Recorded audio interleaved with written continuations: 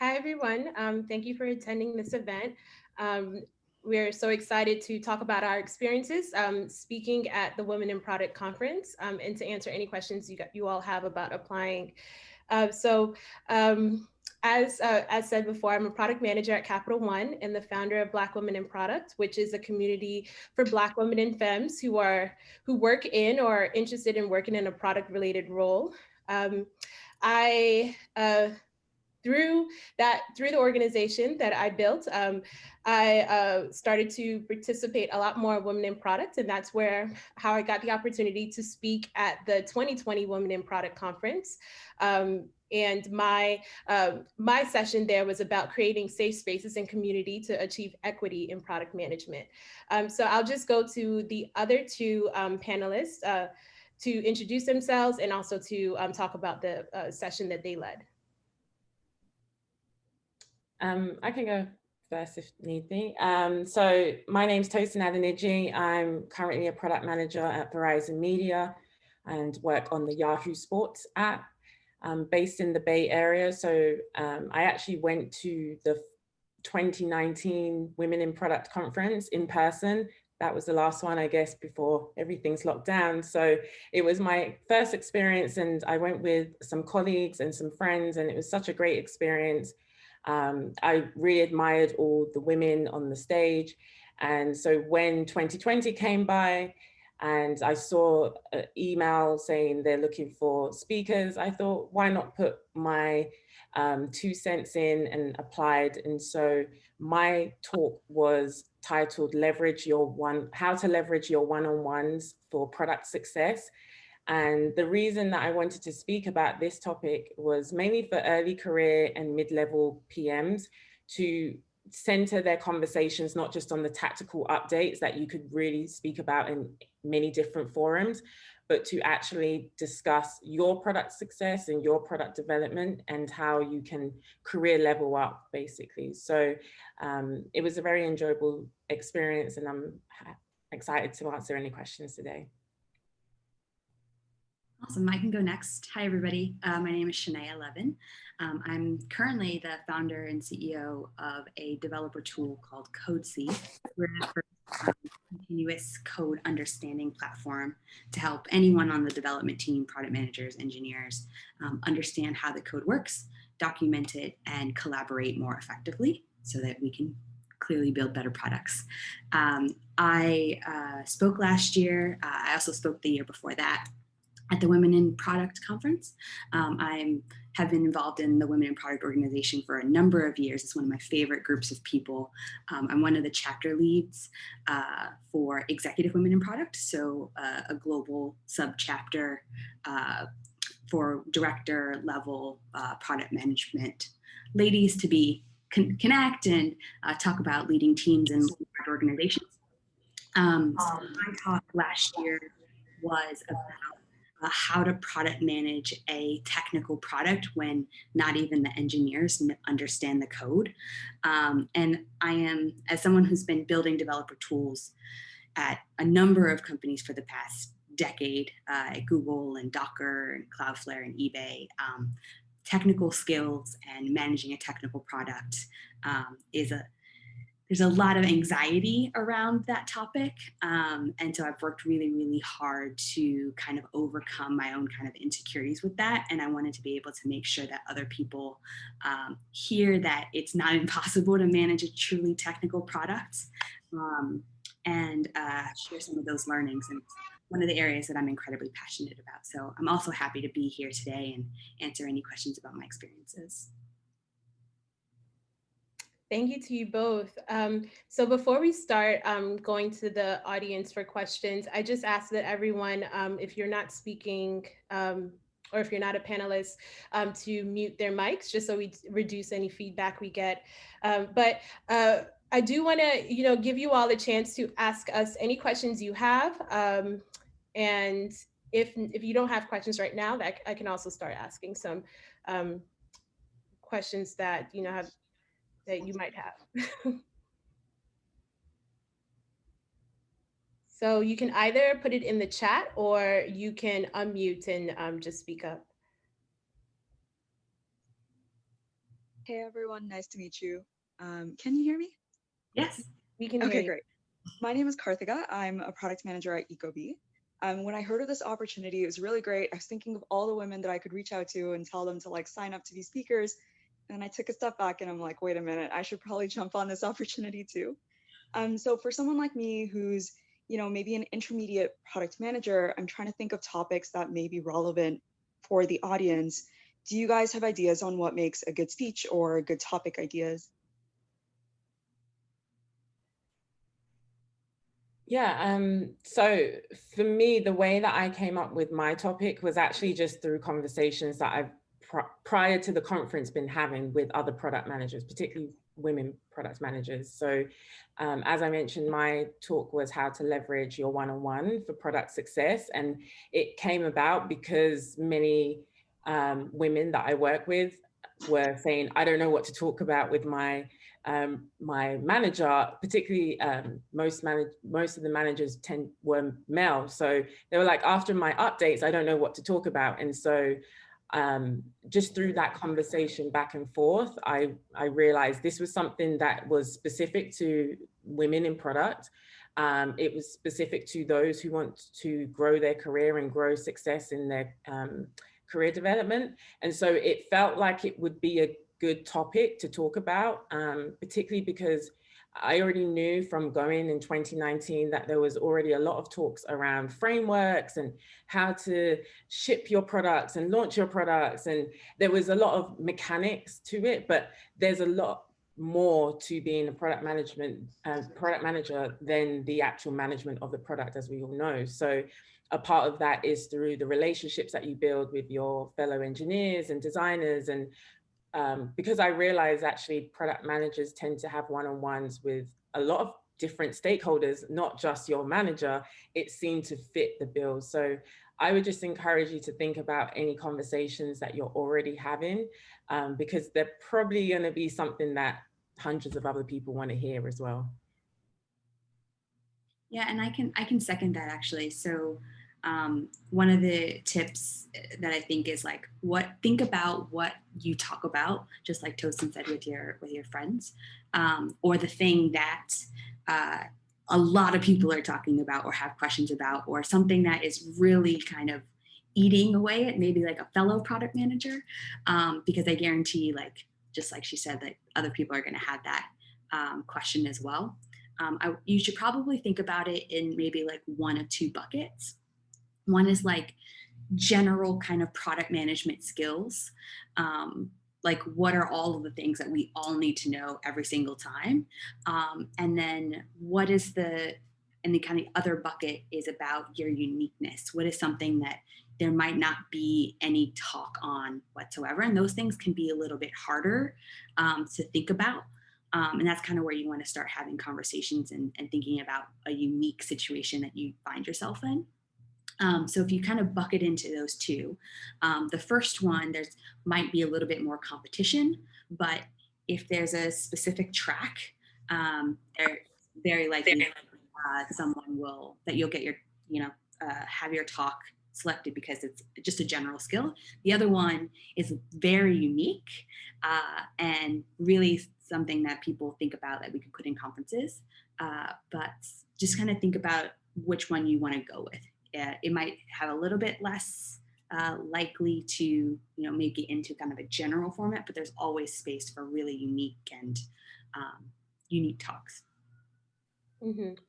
And I really like what you said, Shanea, about like think about the uniqueness. And I think what the talk session I did on creating community and safe spaces, that's an example of something that you wouldn't think about readily for professional development, but it is relevant to the product management world and growing a career in tech. So you can think about things that you're passionate about and how they relate to your growth as a professional product manager, or at least like how you navigate your career. So I feel like that question addressed some of the initial questions in the chat. But if there's something we missed from, if we missed there, feel free to reiterate your original questions in the chat as well. There was a question about how long the talk should be that you submit. And correct me if I'm wrong, Rachel, but I do think the idea is more to just focus on what you want to talk about in your submission, and the length of your actual session will just be determined based on how the program is designed. Is that correct, Rachel? I might be wrong, but they shouldn't have to consider the length in their submission. Yeah, that's correct. We do have sort of an option when you submit, you'll be able to say whether or not it's a lightning talk, which is sort of a shorter talk, usually between 5 and 15 minutes, very quick sessions, which I believe maybe Tosin, yours might have been pretty, I think maybe 8 minutes along those lines. Longer presentations, I believe we have it set at about 20 minutes. And that's kind of the length for standard presentations. We do have the longer option for fireside chats, which are structured panels.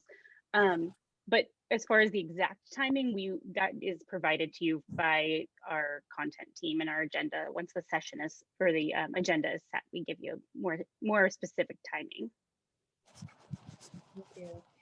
And so another, and also if you do want to ask your question verbally, just feel free to just speak up. But so I'm going off the chat. Another question was about if you submitted last year and did not get accepted, I guess, how should you think about submitting that same topic again, essentially? Yeah, I can speak to this one. I was actually this particular year, I was part of the selection committee for one of the tracks. And there was a lot of talks. There was so many amazing, just incredible talks and not enough time to put them all in. And so from my perspective on our track, and there were several different tracks and a bunch of different smaller committees, but I wouldn't think anything of it. If you submitted and your talk didn't get accepted, apply again. What we try to do in our track with my co-panelists, committee members, I guess, we tried to kind of bucket general themes to kind of make a cohesive space. So you also have to think about like if a talk kind of generally fits with the time and the space and the kind of order of things. And I was kind of part of a like general skills tracks. So I wouldn't think about it. I would definitely submit again, try again, maybe put a spin on something. We had a lot of really amazing talks, so. I have 3 questions if I can. So the first question is, am I able to submit 2 different ideas? And if not, like, do I just choose myself, or is there someone that like can help me like choose? The second is, do I or does like the committee choose the session format? Like if I'm not sure, like I can tailor it either which way, like who chooses it? And then my third question is from the material perspective, like if I don't have a framework, but I'm happy to like put slides in terms of ideas and what I'm trying to talk through into some sort of like material, like material references. How important is it to have the materials like up front? I can answer a couple of those questions since they are submission specific. You are absolutely welcome to submit as many proposals as you would like, and you do not need any of the specifics when you any of the specific materials when you submit. You're asked for a proposed title and a short description of your proposed session. And if you don't have a video of a previous talk, you do need to create a short 2 to 3 minute video where you can just talk about your proposed topic and just give us a taste of what it's like for your presentation style. Okay, great. And if I don't have a video, but I have like a podcast, does that work? typically we look for a video, but a podcast could work. I actually think I submitted a podcast because it was the most recent one, speaking engagement I had done at the time. And I think that was accepted. It was just a Spotify link. And then in terms of like the actual submission, I was just putting up my submission. It was just a one-pager with an outline, pretty product manager mindset. So just what it is, what's the title. And I did not have any slides or even a script at that point. And I also actually, I think there was, from what I recall, I think there was 3 types of lengths. And so I think I just picked the one in the middle, which was 25 minutes, and I ended up getting a 15-minute slot. So if you're unsure about that, like I would just pick a slot. And then as was said, the content team will kind of program you in as how it works for your content. So yeah. Thank you. Yeah, I didn't actually have a talk that I'd submitted for some reason. I just made a 2 to 3 minute kind of telling about my story of sitting, like using my phone, and then I put the drive link in the submission, and literally that was the end of it. Passion is also really helpful. Just like, why are you so passionate about this topic and why are you uniquely qualified to talk about it? Is also really helpful for the committee. So even if you don't have a recent podcast, like just talking about that topic and on your phone is also just as good.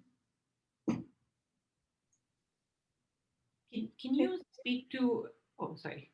Oh yeah, no, continue. I was going to say 2 questions. One, maybe from a selection perspective, would you say it's better to submit an old doc or maybe do like a preview of what you think you want to speak, like 2-minute trailer of what sort, like create a new video? Which one is better from a selection point of view? And second, can you share a little more insight into selection criteria? Like, what are you looking for in speakers? What, besides obviously the actual submission form?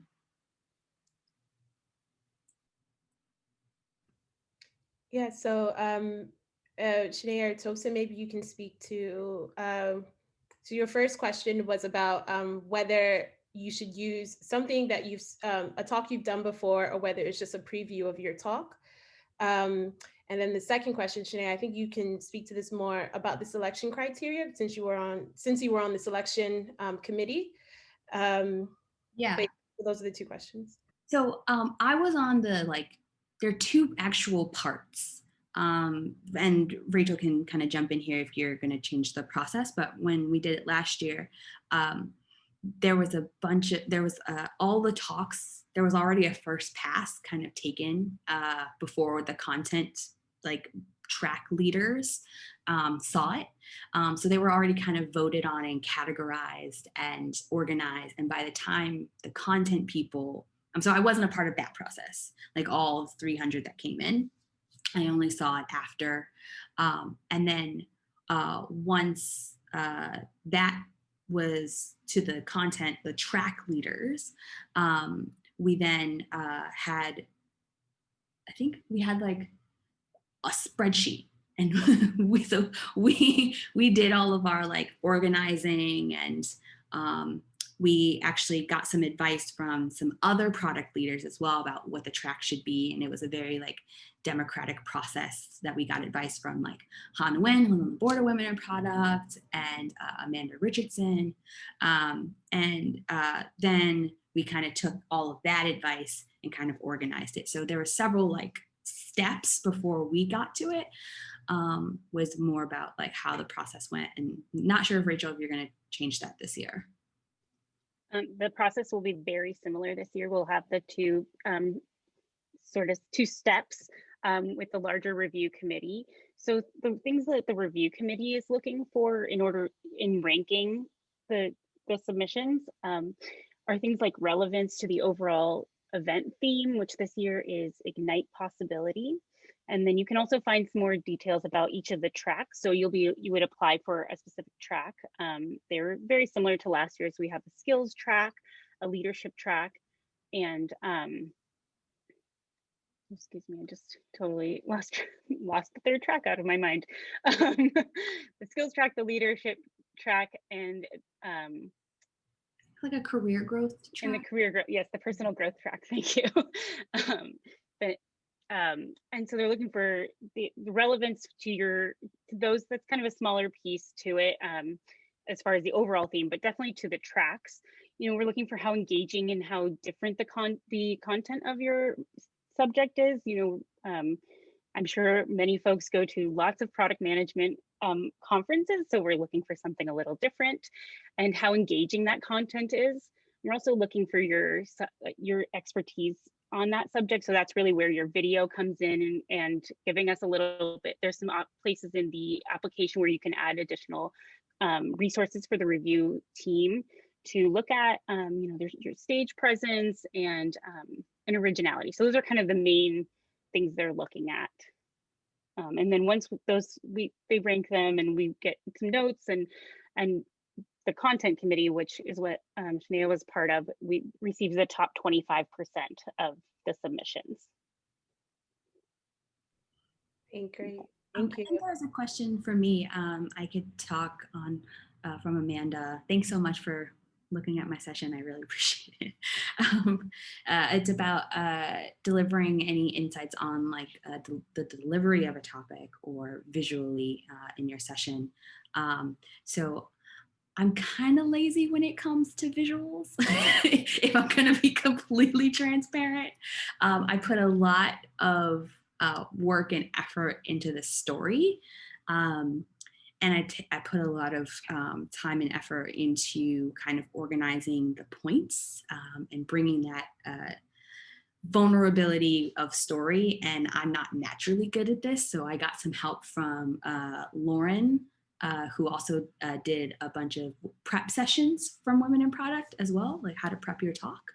And then so what I do is I just make a white slide deck and I put a bunch of GIFs. I try to find the funniest GIFs that I could find on the internet that are commercially able to be distributed to kind of deliver my point. But I think clean and simple with not a lot of information on the text. If I tend to make a lot of book recommendations in my talks. So I just put the cover of the book if I need to, so people can like take pictures and snapshots and screenshots of pretty big visuals. So I try to just keep everything really, really simple on the slides and really add my time into talk and into the story. No, that's a great point. And it relates to a question that was in the chat too about how to make the content engaging. I also struggled with it because with a lot of people went toward where it had to prepare talks for virtual conferences, which included either pre-recording your talk or talking live virtually, and it can be hard to engage with an audience that you can't see. So it's not even like this one where I can see your videos on. It's like you're just talking to a blank audience. I agree that it's good to do content that is true to you. If you are into TikTok, that might be a great way, like to do your session, like something that's kind of similar to TikTok. If you are a PowerPoint presentation person, that's fine too. I think what's most important is to create that story or that message that you want everyone to go leave your talk with, and then build your presentation around that. And it also helps, like Shanea said, like reaching out to other people who might help you. It could be even friends and family who could, you could write down your talk before even putting it on a Medium or like a PowerPoint, and then like just talk to them about it. And then you could do a final dry run before you actually do the recording. But I think it's good to be true to yourself, and it's totally okay to be creative. You just want to make sure that people get your big takeaway points. Yeah, and just to echo what Ngozi said, the talk that came before mine was very visually attractive. It had a lot of animation, there was illustrations. I felt very insecure when they said that they're going to play mine, because obviously we pre-recorded everything and we never saw each other's. So when they played my one, I did do my deck. I used Canva, and as was mentioned, I was very true to myself. So I use Canva a lot anyway, so it was a very easy visual tool to use. I utilize a lot of the colors that I already have within my own personal website, and so that helped. And so it was only till afterwards in the one-on-one session that I realized actually it was a very impactful, despite it didn't have, you know, animations and cartoons and so forth. And I think as long as the story is told very clearly and people have clear takeaways from your session, that's honestly the most important thing. So I would just encourage to work on the submission, work on the storytelling, work on what you want to offer, and you can do the visual and the fun stuff afterwards. So thank you. And then there was a question about getting the audience actively involved. If the conference this year is going to be like the one last year, it's going to be a pre-recorded session that you watch, but then you will have the live interactive session where people can ask questions. I believe it's just in the, you can, with the interactive session, your audience members can get on video to ask you a question, or they could add it to the chat, kind of similar to what we're doing here on Zoom. And then there was also a question about, a couple questions on the topics that are targeted for junior PMs, or even submitting a topic as a junior PM. Definitely don't feel like you cannot submit a topic because of your years of experience in PM. A lot of people attend the Women in Product Conference, including people who are trying to get into product management.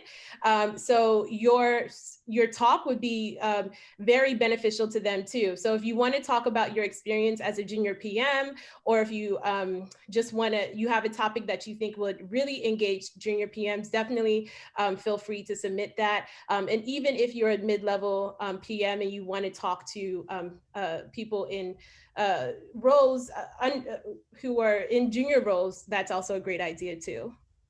Yeah, just to echo as well that I would consider myself as a mid-level PM.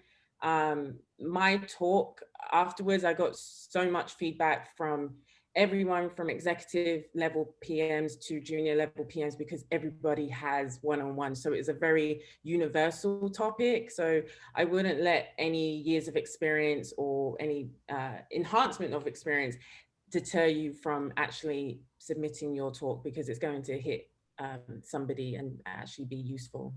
Mm-hmm. Then I'm looking in the chat as well, but also again, feel free to speak up. And then also one thing I want to make clear, this session is not just about the submission process. So if you have questions about how we prepared our talk, like how we did the recording, or just our experience in the conference, feel free to ask that as well. So how to think about submitting an individual talk versus a panel.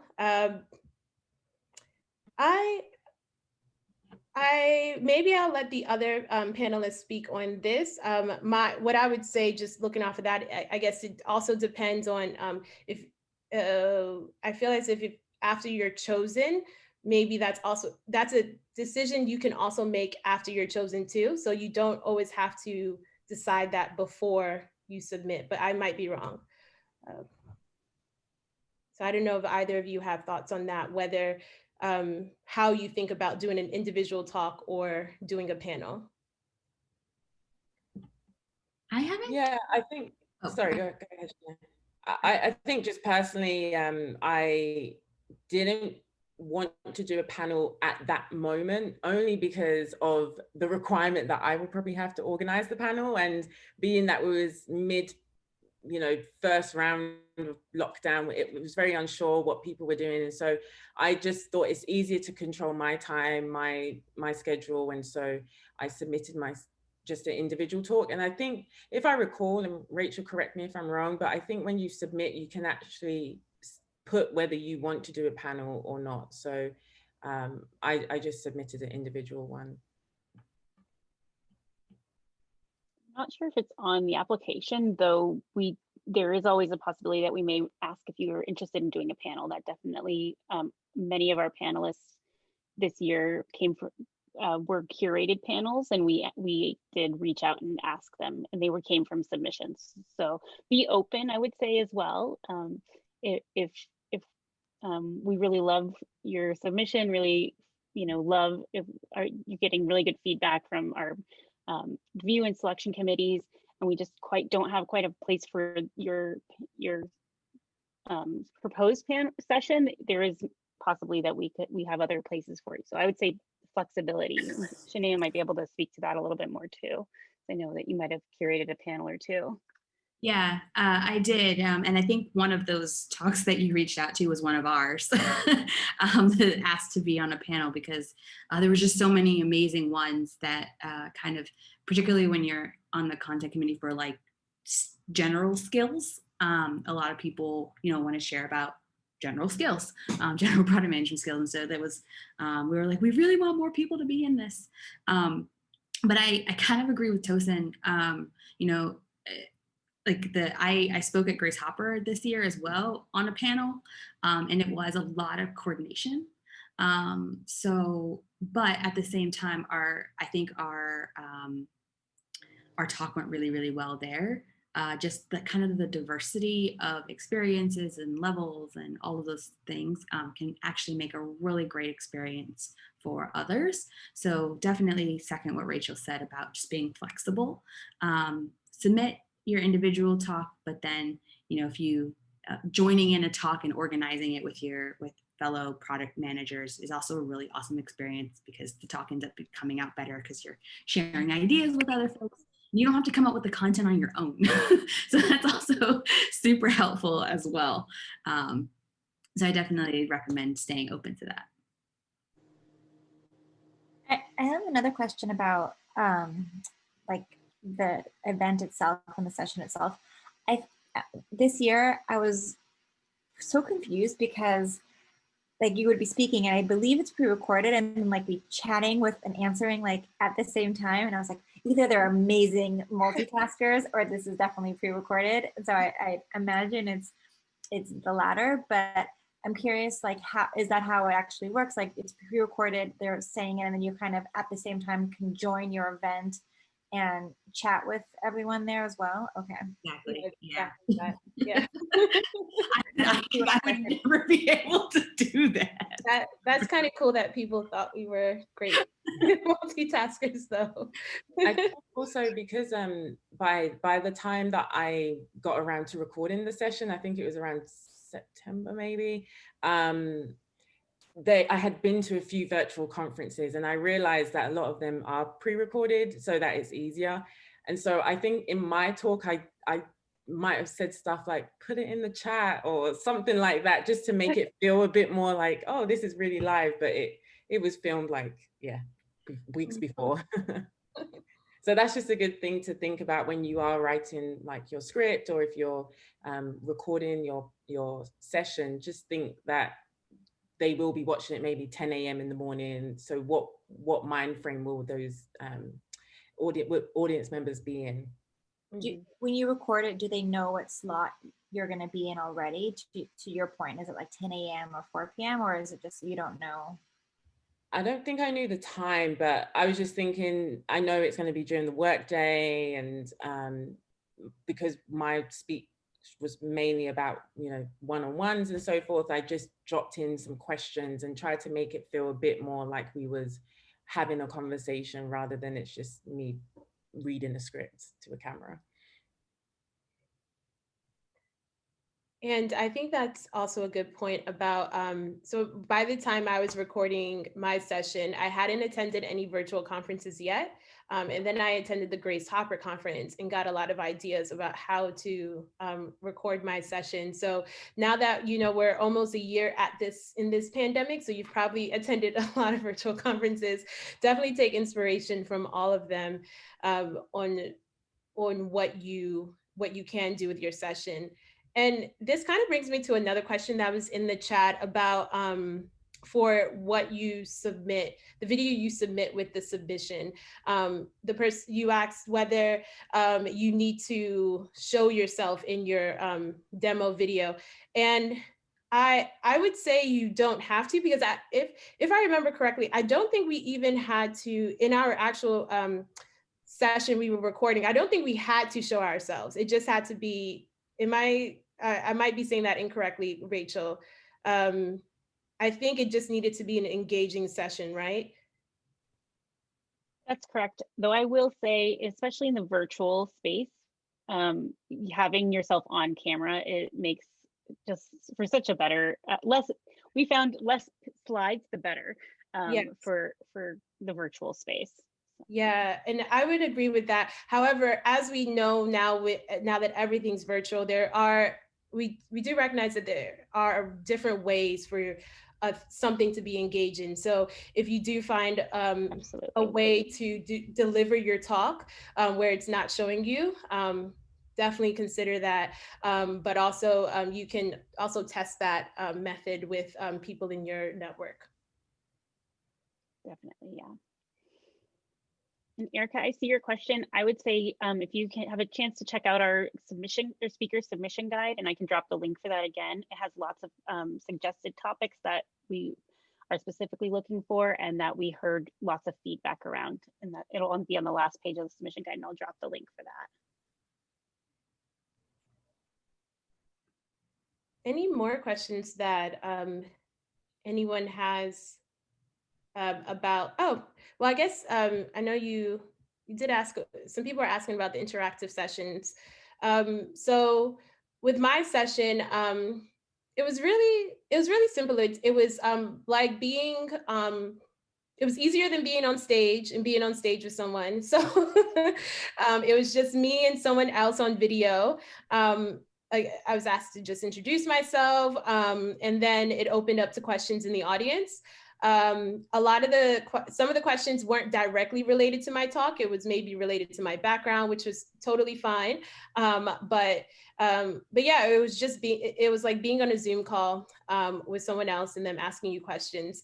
The fact that it was virtual and that I didn't have to see the audience, it did make it a lot easier. So if you're someone who's not great with public speaking, it's definitely not something it definitely takes a lot of the stress that public speaking puts out there. So I don't know if Tosin or Shanea, you want to speak about your interactive sessions? Yeah, I second what you said. It was a lot easier. So I spoke at the Women Product Conference in 2019. And I think I've been to 4 or 5 women in product conferences at this point. And it's a lot easier to do virtually than to do it on stage. For some reason, I wore like 5-inch heels when I did my talk, and that was really silly of me. I was very nervous when I gave my first talk. No matter how many times you do a talk, like when you give a talk at Women in Products, like they're your people, you know, you want to do a good job. Like we're all product managers, you know, they're the people that you work with every day, and you want to do a good job for them. And so our interactive session was super chill. It was just like being on a Zoom call. We've all had a year's worth of Zoom calls now. And so I think it was just a really great community feeling. Like we're all struggling with the same things. We're all struggling doing the same types of work with the same organizational drama. And it was really, really amazing to just kind of chill out with some people and answer a few questions. So again, super chill and laid back. The only thing I would add to that is that the 25 minutes went by really quick, and I would love if the interactive sessions were a little longer, just because there was so many questions, there was so much conversation, and even though I couldn't see the whole entire audience, the engagement on the chat was just really, really what I remember feeling when I was in the actual, physical Women in Product conference. So that was probably the funnest part, and the part that felt most alike to being in a physical space. So we also got a question on the type of feedback we got from attendees on the topics they wanted to see more of. And Rachel or anyone else, I don't know if you can speak to that.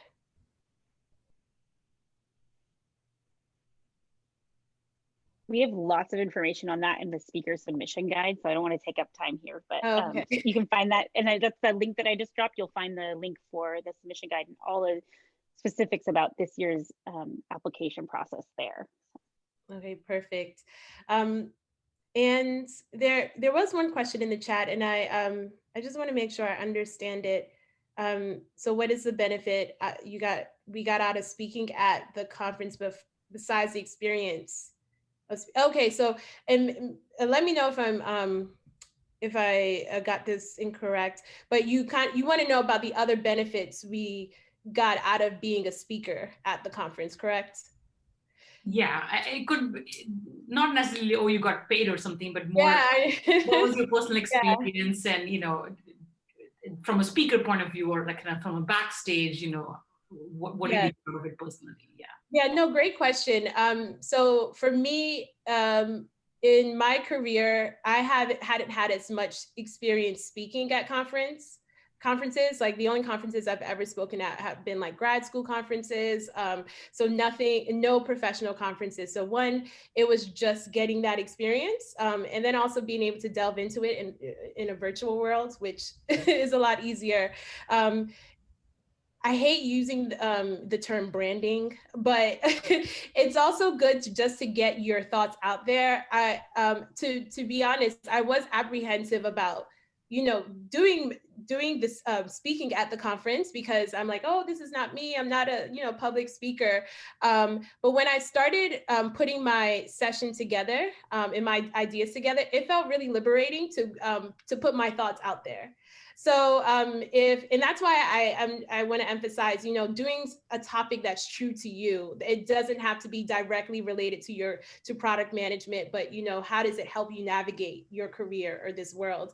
But being able to talk about something that I'm passionate about, and that I really feel like and be given that platform to put that thought out there was really liberating and empowering. And so it's helped me to open myself up to other opportunities. I think, Deepti, the benefit I got from the speaking engagement was, number one, hands down, the amount of people that I met straight after my talk. So my last slide basically was like, if you want to connect with me, yes, we can use LinkedIn, but we can also use Instagram if you want to. I keep it super casual. And then in the interactive session, again, I iterated that. And so I literally spent that weekend answering every single buddy that messaged me on LinkedIn, messaged me on Instagram, found my email even. And I've had some really great conversations with those people, connected with them, and got some insights from their experiences. And so honestly, that was my number one biggest benefit. I've done some public speaking before, and as Shanea said, it was definitely less nerve-wracking doing it virtually. So I'm still trying to hone that skill. But I would definitely encourage anyone to do it, just for the fact that you get to put your thoughts out, connect with more people, and learn. That was the best. That's amazing that you replied to each and every message and that's hands down awesome.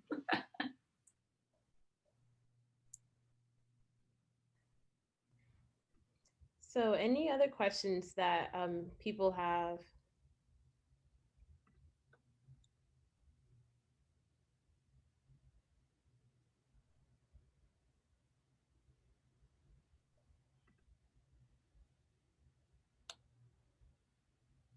I know that we kind of already answered a lot of the questions that we've prepared before the session. So I'm also thinking in the back of my head, anything that I would have asked or wanted to have known before going into it. I think if you're gonna have slides, one thing I think that it's been a really helpful tip for me. I script out my whole talk.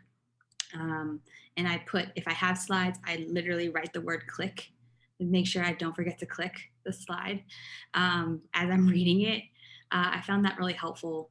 The other thing that I found really helpful was I do all my recordings on Zoom, and I haven't found a better way to do it yet, besides like taking the Zoom download and like putting it in iMovie to make yourself a little bit bigger, to make like your like frame bigger, so that like you're kind of seeing like you look at the audience, and that takes like 10 minutes to do. Also, you can cut the video, like Control B in iMovie to cut out the times you say or the time you say a bad word because you messed up. Just make sure you get a chance that you can edit things, et cetera, et cetera. If you ever mess up on a video recording, just like take a long pause, say the sentence over again so you kind of see where you did a break and it's easy to cut and snip. And then the actual recording of the talk goes a lot faster, so you don't have to be nervous about saying every word on the video perfectly. Was just some of the tips for like creating the talk. Yeah, that's a good point too. And just to add, I would give yourself grace to do the recording a couple times. If the deadline is, a couple weeks in advance, don't leave it to the last minute. Try and maybe do it, test out your background, your lighting, figure out what time of the day you might want to record if you want to use natural light. And I watched back my talk because I started to see things I didn't like, and then I redid it because I had the time to do it. But I would also just allow someone else to look at it if you feel comfortable enough. And I definitely agree with you, Shanea. When I had a slide, I put slide in very big capital letters because you will realize that you paused and you're like, nobody changed the slide for me because it's down to you. So just a little tip there. Exactly. I definitely don't wait till the last minute. I waited to the last minute. It was a huge fail. And then I ended up having to record, I'm not sure how many people on the call are in the Bay Area, but the day that the sky went orange is the day that I recorded my talk. And so I recorded it like 8 in the morning. It was completely dark outside. So don't wait till the last minute. You never know when you have like Armageddon outside your window. I agree with everything that's been said. Also creating that script, I use a script, and I put a lot of the script in the notes of my PowerPoint that I was presenting. And I tried to keep the presentation itself minimal. And I recorded mine so many times that I nearly memorized my whole session. So I would say that also helps with limiting the ums and the and different filler words. And I am a proponent of not focusing on how many times you use and filler words, because I think I have like an idea of a perspective on that, but focus more on just giving your talk and making sure people hear you. And when you record it, if you want to present it to a friend who can give you feedback, they can give you feedback on, am I being heard, or are people just listening to those filler words and et cetera that's in the video? So I would do that.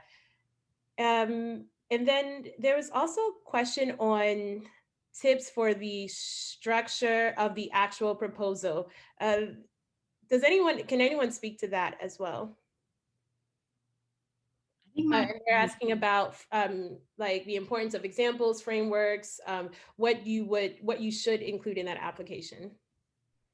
Yeah, I included a structure of what my talk would be. I could extend it to 25 minutes, or I could shorten it to 5 minutes if need be, but I included what the main key points I wanted to hit. I had also spoke briefly about what I wanted to speak about before, I think on a podcast. And so that's where I sent the link, attached it to the submission, so that the judging committee could kind of get a sense of, number one, how I deliver talks, but number two, some of the material that I wanted to cover, but obviously in a much more directed product management sense. So I would say if you have a framework, if you have examples, there's no harm in adding it, because I'm sure Shanea and Rachel and the rest of the committees would be it would help them to decide exactly where to put you in the programming and so forth. So I think the more the better, I would say, but don't quote me. And then I know there is someone who went on video. I want to make sure you have the chance to ask your question. So feel free to put it in the chat, or you can come back on video as well.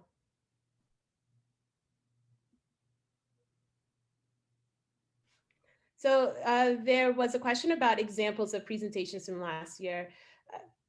I know that maybe about a month ago, they released the last year's conference. I'm not sure if it was only 2 people who were actual attendees of the conference. But I know that for previous years, I've seen the Women in Product Conference on YouTube as well. So they are available, and I'm sure Rachel can give you, oh, okay, so yeah, so all sessions are public on YouTube now, so you can find them there. And I see some people on video. Feel free to jump in with any questions you have.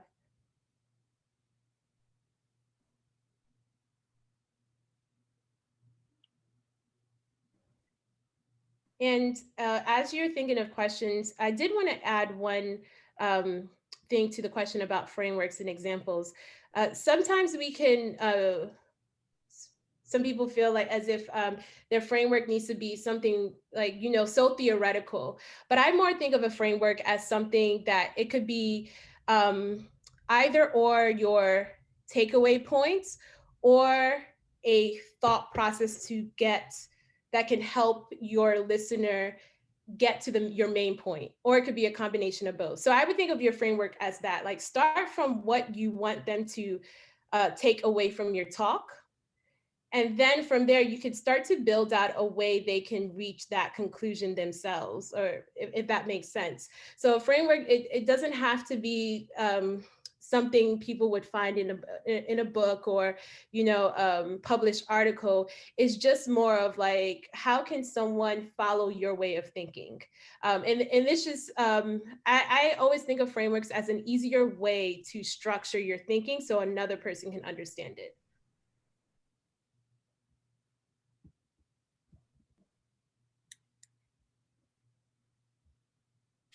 So we have about 5 minutes left. Any other questions from the audience?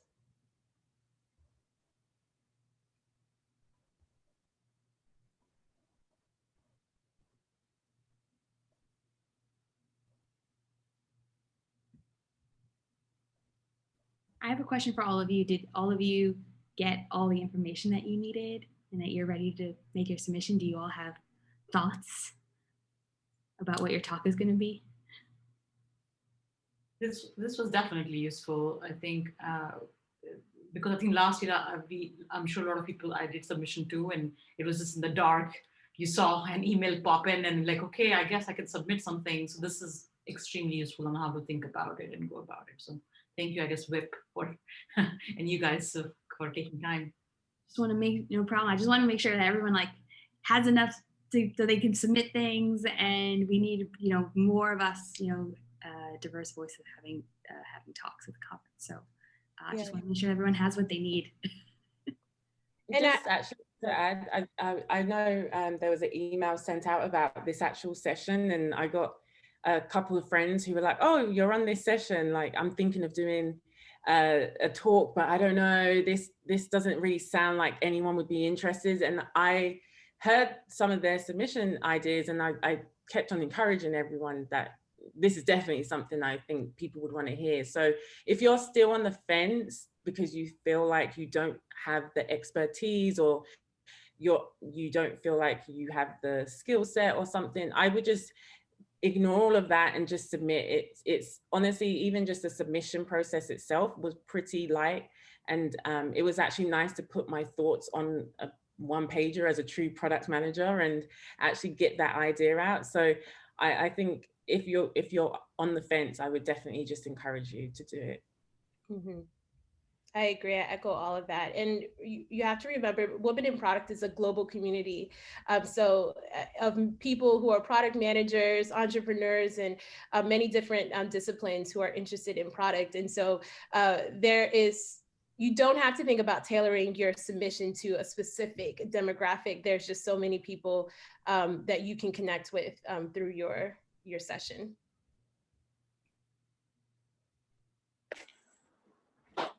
Okay.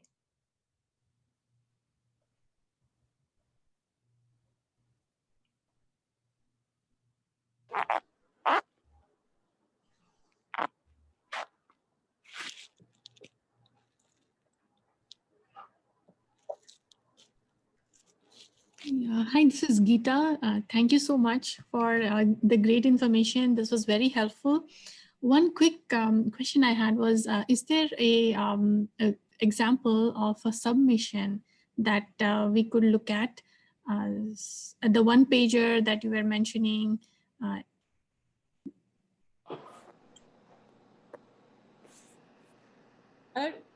Maybe there might, Shanea, I don't know, there is a example, but at least the headings I think were there in the submission process. So it guides you to, you know, put a proposed title, put a short description of your presentation. And so I just literally use those headings and put it on a doc just to put my thoughts out. And so I didn't do anything beyond what they mentioned to add.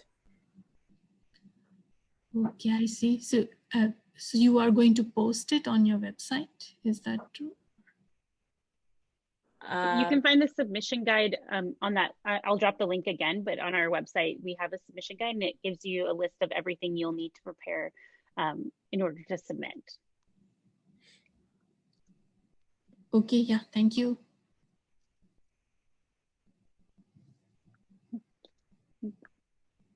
Okay, great. So we're at 8:30. It's been wonderful speaking to all of you. I hope this helped you in preparing your submission. Rachel will send out an email with all of our sessions so that you can view those.